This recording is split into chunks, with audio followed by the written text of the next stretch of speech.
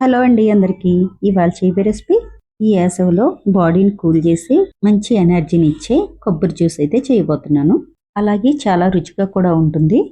నా వీడియో చూసే ముందు ప్లీజ్ ఒక లైక్ అయితే ఇవ్వండి. ఇంకో కొంతమందికి రీచ్ అవుతుంది. అలాగే నా వీడియో కనుక మీకు నచ్చితే సబ్స్క్రైబ్ కూడా చేయండి. ప్రతి వీడియో మీకు వస్తుంది. ముందుగా అయితే కొబ్బరి పండును తీసుకోండి. లేతది తీసుకోండి. అంటే బాగా లేతది కాకుండా బాగా ముద్రది కాకుండా తీసుకోవాలి. ఇప్పుడు బొండం తీసుకుని కత్తితో నాటు పెట్టి వాటర్ అయితే దాంట్లోకి తీసేసుకోండి. వాటర్ తీసేసుకున్నాక కొబ్బరి పొట్టు లేకుండా ఇలా ఉడకబెట్టుకుని పక్కన పెట్టుకోండి. ఇప్పుడు వాటర్ తీసేసుకున్న బొండం ఉంది కదా, ఇలా 2 చెక్కల కింద చేసుకుని స్పూన్ తోటి అయితే గుంజి తీసుకోండి. కొద్ది కొద్దిగా అలా స్పూన్ తోటి తీసుకుంటూ కొబ్బరి వాటర్లో అయితే వేసుకోండి.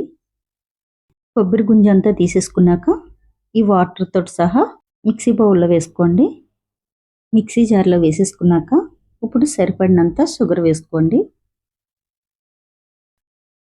వేసేసుకున్నాక ఇప్పుడు మూత పెట్టి మిక్సీ అయితే పట్టుకోండి.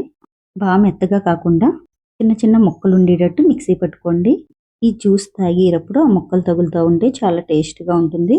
ఈ జ్యూసు బాగా మెత్తగా నలిగిపోతే కనుక కొబ్బరి ముక్కలు చిన్న చిన్నగా కట్ చేసుకుని వేసుకోండి. చాలా బాగుంటుంది.